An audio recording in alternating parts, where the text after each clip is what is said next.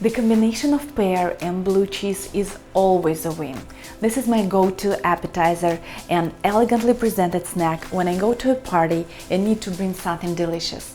Stay with me and I will show you how to make this gastronomic treat.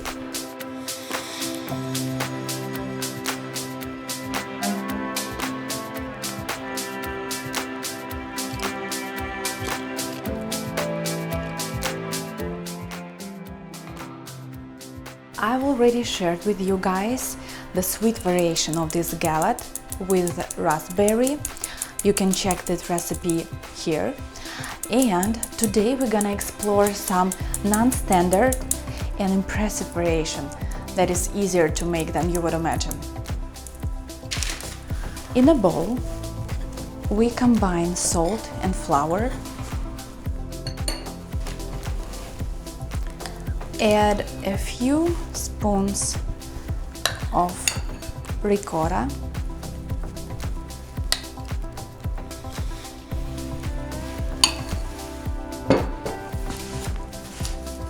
and I'm using cold butter. The colder butter you use, the better, because it's gonna grate easily and also it's gonna bring more crispiness to our dough.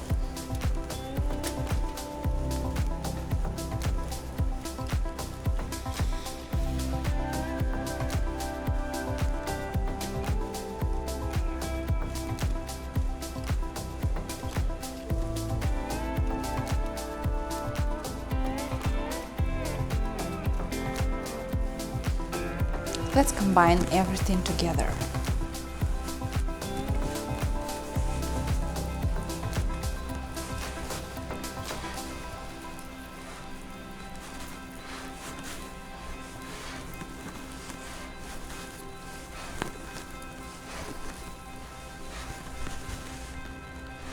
We need to shape our dough into a ball.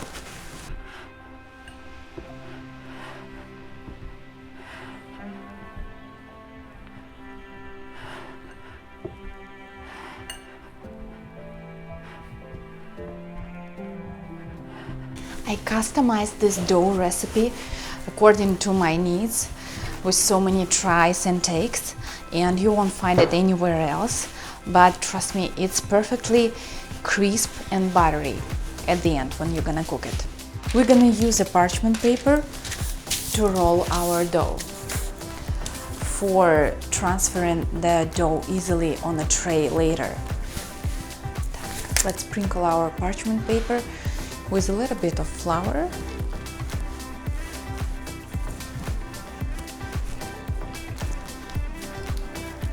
Look at our dough. It's soft. It has a nice texture. So it should be perfect when we bake it.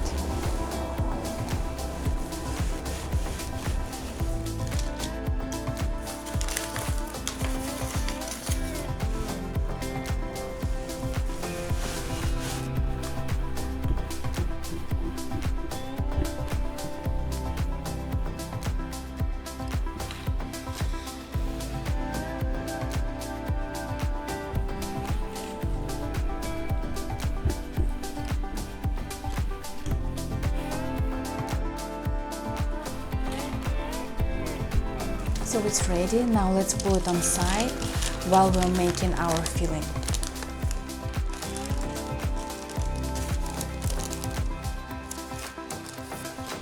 Let's slice our pears. I'm using Bartlett pear. Also, I would recommend to use Danjul pears.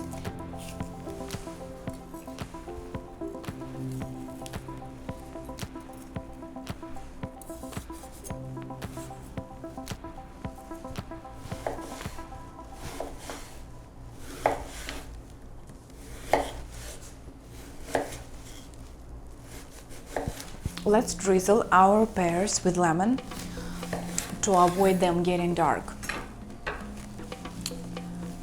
Trust me, it's a game changer.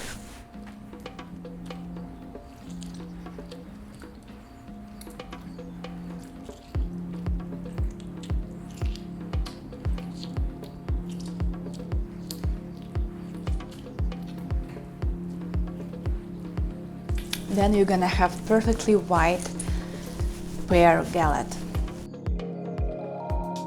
So let's finally make our galette and bring it all together. You see, here is the point. When you roll the dough straight on a parchment paper, it's so easy to transfer it and make the filling. We're gonna spread a few spoons of ricotta into the center.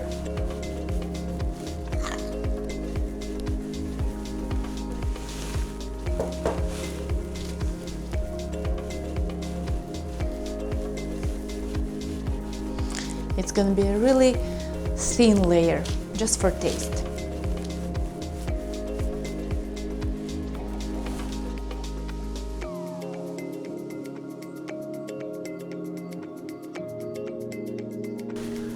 Now I'm arranging the pear slices over the ricotta in this overlapping pattern.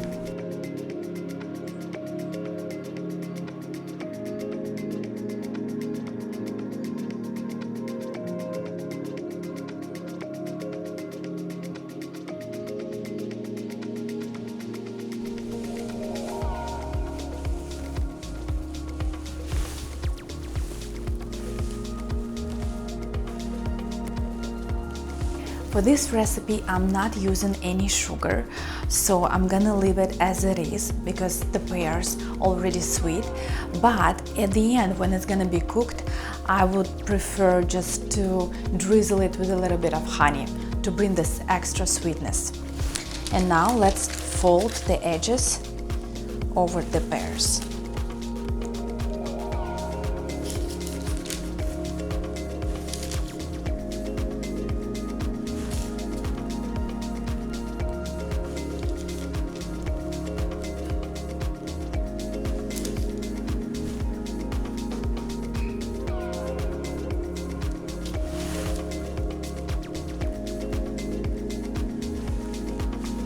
What's great about the galette that it can be imperfect, so you can fold the edges in your own style, how you like it.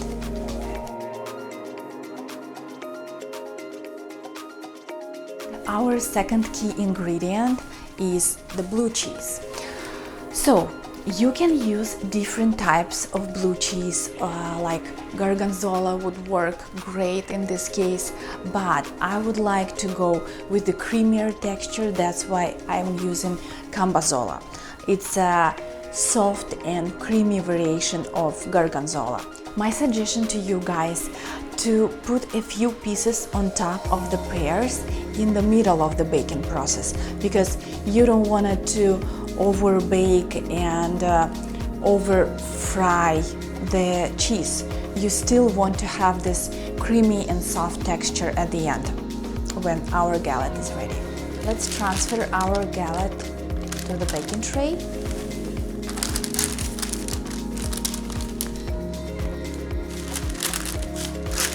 It fits perfectly, and we will bake it until golden brown, around 20-30 minutes depending on the oven you have.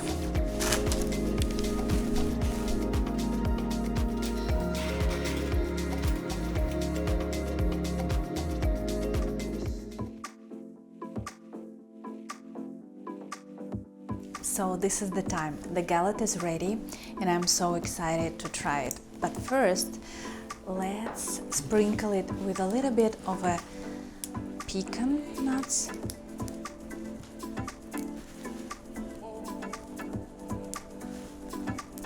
With the roasted pecans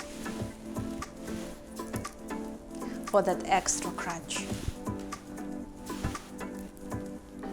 Let's drizzle it with a little bit of honey.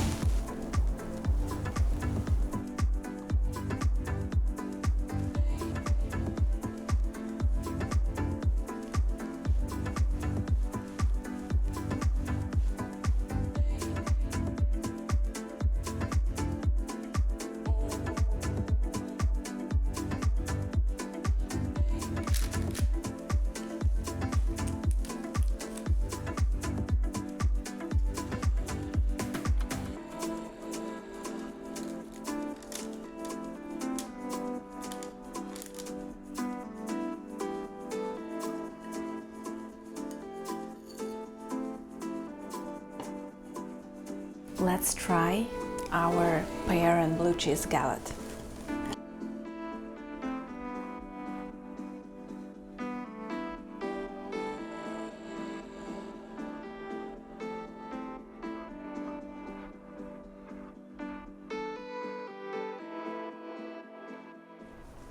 This is wow.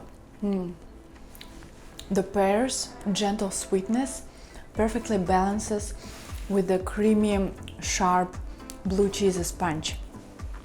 And the dough is crispy, buttery, everything that I like.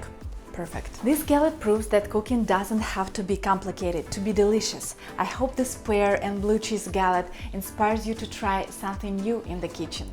Give it a try, have fun, and remember, the best recipes are the ones that make you smile. If you'd like to support my channel and help me to create more delicious recipes, you can use the link in the description or subscribe and share this video with your friends. Every bit of support means so much to me. Thank you for cooking with me, and I'll see you soon.